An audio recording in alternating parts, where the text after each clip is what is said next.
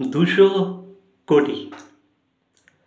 হ্যাঁ guys, Sandeep Reddy Bangla animal মুভিটার জন্য 200 কোটি টাকা পেয়েছে। তো এটা একটা হিউজ অ্যামাউন্ট, মানে ধারণার বাইরে যে ভাই একটা ডাইরেক্টর এই অ্যামাউন্ট পাচ্ছে ওবি বলিউডেতে, মানে জাস্ট নেক্সট লেভেল। মানে এটা আমি যখন জানতে পারলাম ভাই, আমি তো জাস্ট বিশ্বাস করতে পারছিলাম না। বাট ভাই বিশ্বাস তো করতেই হবে, কারণ দেখো এই মুভিটা করার জন্য ইনিশিয়াল টাইমে মানে স্টার্টিংয়ের দিকে সে অতটা ফিস পাচ্ছিল না, ঠিক আছে। মানে এই যে অ্যামাউন্টটা 200 কোটি এর সঙ্গে যদি তুলনা করতে যাও, সে ইনিশিয়াল টাইমে এই ফিসটা তো পাচ্ছিল না। বাট ভাই যেহেতু সে প্রফিট শেয়ারে ছিল, তো সেই কারণে এই মুভিটা যখন হিউজ পরিমাণে বিজনেস করলো, তখন সে তার প্রফিটটা সেখানে গিয়ে দাঁড়ালো যে ভাই 200 কোটিতে। তো তখন সে প্রডিউসারের কাছ থেকে 200 কোটি টাকা পেয়ে গেল। মানে এটা জাস্ট চিন্তার বাইরে যে ভাই একটা ডাইরেক্টর একটা মুভি করার জন্য 200 কোটি টাকা পেল।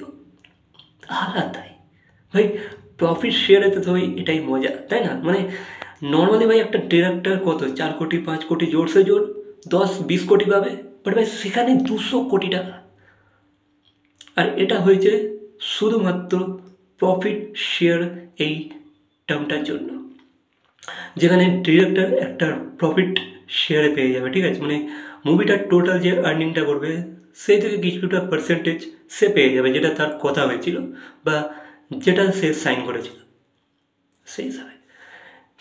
এবার দেখো গাইস, সন্দীপ রেড্ডি বাংলা যখন এই অ্যামাউন্টটা পেয়েছে, তো সে তার নেক্সট যে মুভিটা যেটা প্রভাসের সঙ্গে আসতে চলেছে স্পিরিট, সেই মুভিটা তো সে শোনা যাচ্ছে যে ভাই এরকমই একটা নেক্সট লেভেল প্রফিট শেয়ার নেবে।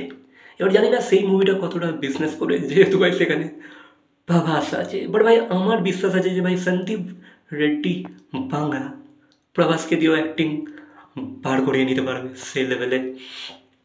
তো ভাই এটা তো জাস্ট নেক্সট লেভেল ব্যাপার যে ভাই 200 কোটি, মানে চিন্তা করা যায় যে ভাই এক একটা অ্যাক্টর, বলিউডের বড় সে বড় অ্যাক্টর এই অ্যামাউন্ট পায় না। হ্যাঁ, যেখানে প্রফিট শেয়ারের ব্যাপার থাকে সেখানে অবশ্যই পায়, বাট ভাই নর্মালি এত ফিস কেউ পায় না, ঠিক আছে। এবার দেখো অনেক ডিরেক্টর আছে, যেমন ধরো সিদ্ধার্থ আনন্দ, সে নর্মালি যে চার্জ করে লাইক 5 করোড় 6 করোড়, দেন ফাইটারে সে চার্জ করেছিল 40 করোড় মেবি, যেটা আই থিঙ্ক দীপিকার ডবল। মানে দীপিকা যে অ্যামাউন্টটা ফাইটারে চার্জ করেছে তার মোটামুটি ডবল বলতে পারো সিদ্ধার্থ আনন্দ চার্জ করেছে মুভিটা ডিরেক্ট করার জন্য। তো আজকাল ভাই ডাইরেক্টরদের একটা নাম হয়ে যাচ্ছে, যেমন ধরো অ্যাটলি, মানে এদের নামেতে লোক এখন মুভিস দেখতে আসে, ঠিক আছে। যখন আমরা জানতে পারি যে ভাই অ্যাটলির মুভি, বা ধরো রাজা মৌলির মুভি, বা ধরো সিদ্ধার্থ আনন্দ, সন্দীপ রেড্ডি বাংলা, রাজকুমার হিরানি, তো এদের নাম শুনে অনেক অডিয়েন্স আছে যারা ভাই মুভি দেখতে চলে যায়, ঠিক আছে। মানে স্টার কি আছে সেটা তো ভাই অ্যাডেড, বাট ভাই কোন ডিরেক্টর মুভিটা বানাচ্ছে সেটা দেখো অনেক অডিয়েন্স আজকাল ইনফ্লুয়েন্স হয় বা মুভি শিখতে চায়। তো ভাই আজকাল ডাইরেক্টরদের একটা আলাদাই রুবাব হয়ে গেছে, তারা নেক্সট লেভেলে আর্ন করছে, যেটা ভাই শোনার পরে আমরা জাস্ট বিশ্বাস করতে পারছি না, আলাদাই। তো সন্দীপ রেড্ডি বাংলা এটাও বলেছে যে ভাই তার যে নেক্সট মুভিগুলো হবে সেগুলো তো ভাই আরও ভায়োলেন্স হবে, আরও ডার্ক হবে মুভিগুলো। তো ভাই দেখা যাক সে কী কী দেয় বা কী কী নিয়ে আসে। তো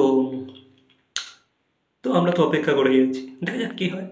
বাট ভাই এই অ্যামাউন্টটা, এটা ভাই ধারণার বাইরে, বাট এটা হয়েছে। তো যেটা কি জানতে পারলাম, তো সেটাই তোমাদের সাথে আপডেট দিয়ে দিলাম। তো ভিডিওটা ভালো লাগলে লাইক কমেন্ট শেয়ার সাবস্ক্রাইব। তো দেখা হচ্ছে পরবর্তী কোনো ভিডিওর সাথে। Till then by.